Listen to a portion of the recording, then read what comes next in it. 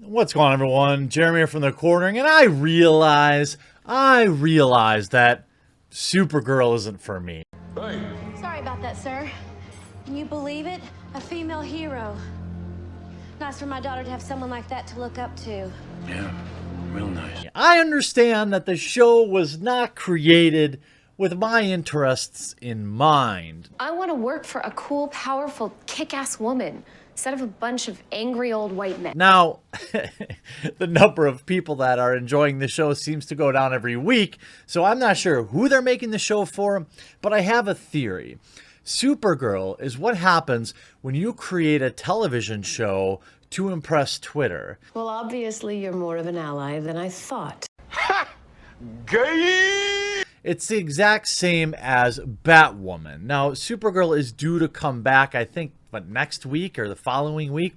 So the press is starting to spin up again. And what happens is when you court these kind of people, when you put a character into your show and you're like, we're so stunning and brave, we have a trans superhero, these are the people you attract. So I didn't do this to you, you did this to you. Now, a couple of new articles came out, and they are not taking it easy on Supergirl. I want to lead into this by saying, you know, the show itself right now has lost more than half of its audience. Now, this show, from what I understand, only reports live viewership.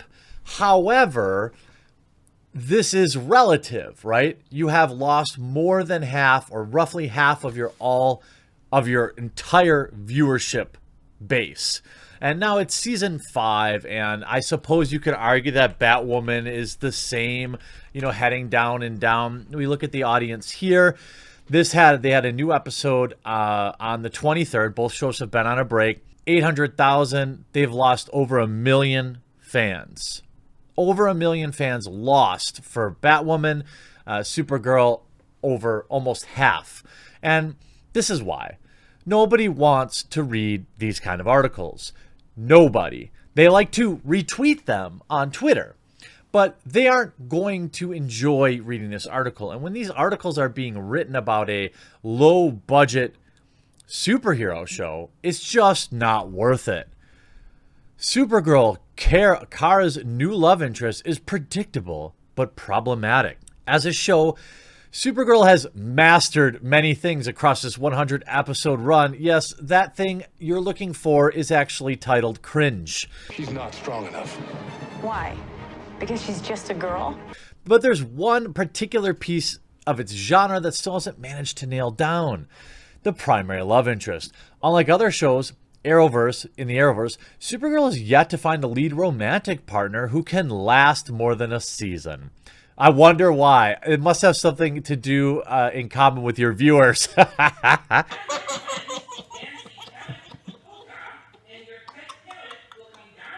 After taking a season-long break from romance, Supergirl's 5th season is trying its hand at love once again.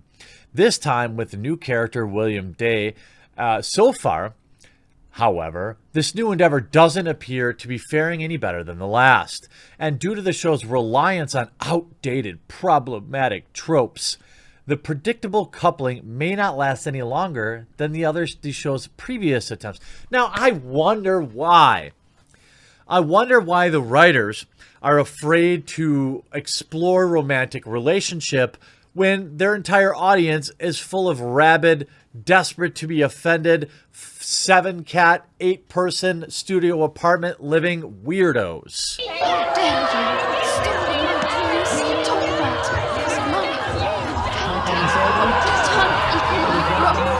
How dare you?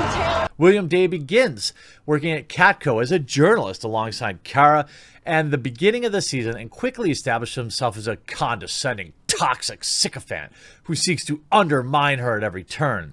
She eventually discovers that Day's horrid personality is a front to help hide his secret investigation into their boss's role. Now, Supergirl forces Day to let her help him, and soon learns that his true self is genuinely kind and good. Their relationship is yet another instance of a well-worn trope of a couple who hate each other at first, but then find themselves in love by the end of the story. What do you mean? This happens all the time. Why is that problematic? It's been seen across television and movie screens for decades. This trope is predictable as it is problematic. And Supergirl's viewers will see it coming from 1,000 miles away.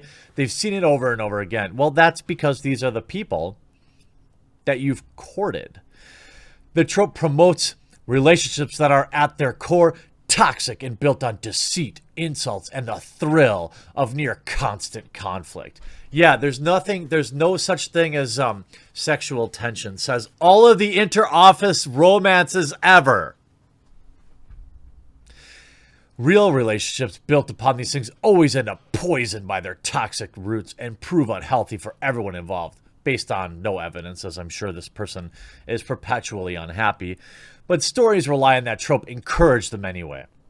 According to this trope, it's perfectly reasonable for Kara to fall in love with the reporter who had previously spent their every conversation constantly demeaning her and her character and her work. Yeah, but you yourself admitted that that's a front. You said in the article that that's just a front because he's actually a genuinely nice dude. So what is more important? Who people pretend they are or who people really are? Furthermore, the way Supergirl uses the trope encourages the dangerous idea that toxic men are actually really nice if one looks hard enough and pursues them long enough. Good Lord. Who wrote this? Who wrote this? Oh, God. A dude wrote this, I'm guessing. In the same way that William Day wasn't actually a terrible person, the horrible people in viewers' lives might not be so bad either if they were given just another chance, even if they definitely don't deserve one. Are you joking? This is what happens when you court weirdos. These are the articles that they write about healthy relationships are built on mutual respect, friendship, love, honesty, kindness, shared beliefs, faithfulness, and understanding, says the Wikipedia article I just read about love because I'm actually an NPC robot and don't understand emotions. Let me run that back for you.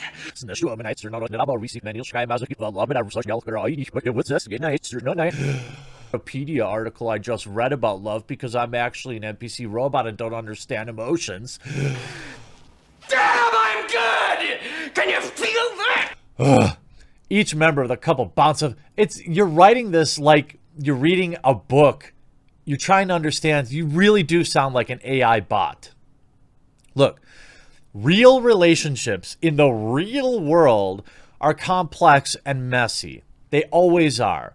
Rarely do you find any relationship anywhere near resembling what this person views as the ideal relationship.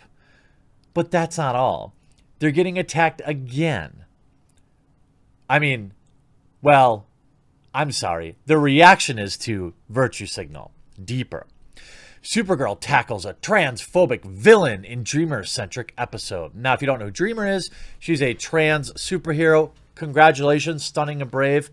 Good for you. All right? Cool. You know, at least in this show, it clearly fits their mold.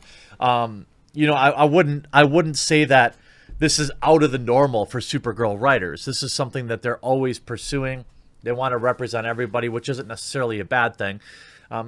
Ever since season 4, by the way, I still think they put this in for headlines, but that's just me. This is just another example of writing your show for Twitter.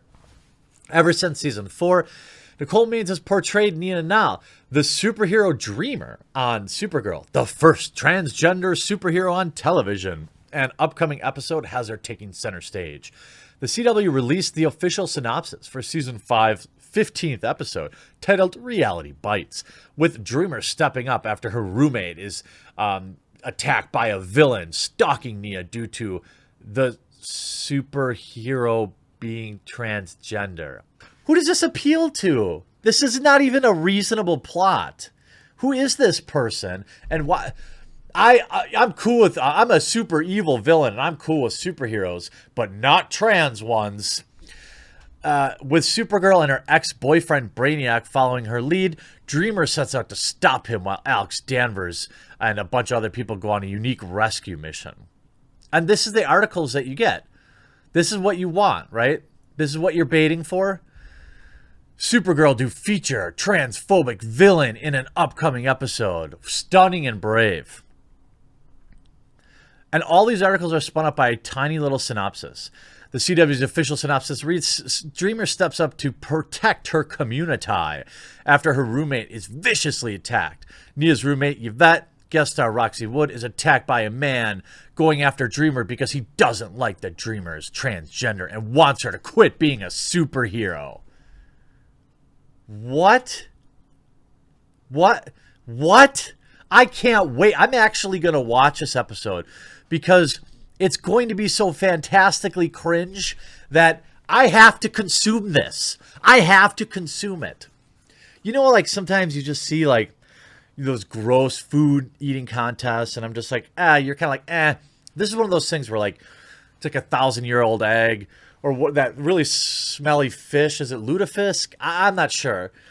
I'm going to consume this cringe because I just know it's going to be something that I'm going to want to look back and say that I experienced. Supergirl, you couldn't look more desperate, but keep on going because I love covering it. Hope you enjoyed this video. We'll talk to you again real soon. What do you say we step away from the nice lady? Settle this like women. What? It's more you guys here than me.